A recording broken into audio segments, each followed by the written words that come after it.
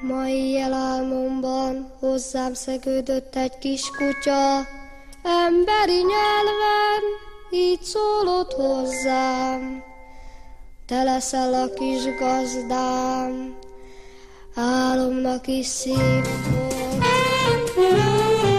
Mert rég szeretnék egy bozontos kis kutyát, hogyha nem lesz faj, tiszta, az se baj. Sőt, még az se, hogyha 10 cipőt is összeránt, és a szőrekóc kis bohóc. Buzgó engedezne, farkincája oly vidám, csupa szív meg ész, házőrző vitéz. Én őt mindenféle kunctra megtanítanám, szót fogadnám, kis kutyám. Becézzem más a kis cicákat, a házi nyúl még ingyen se kell. A néma aranyhal csak sütve főzve, tanári még úgysem érdekel. Mert rég szeretnék egy bozontos kis kutyát, hogyha nem lesz faj, tiszta, az se baj. Mert a jó kutyuska, mint halálig hű barát, őrzi, védi jó gazdiát.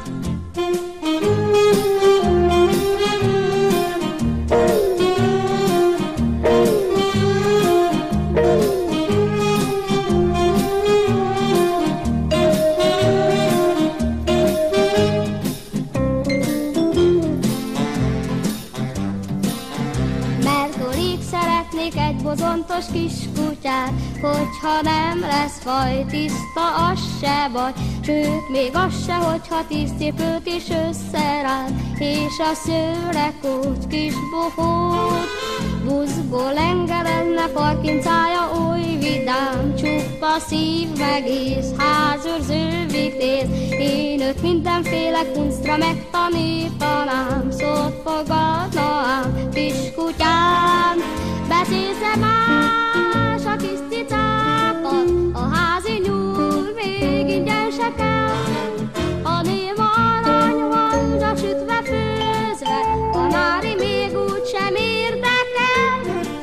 Mert rég szeretnék egy bozontos kis kutyát, hogyha nem lesz faj, tiszta, az se baj. Mert a jó kutyuska, mint halálig hű barát, őrzi, védi jó gazdiát. Kérek egy kis kutyát!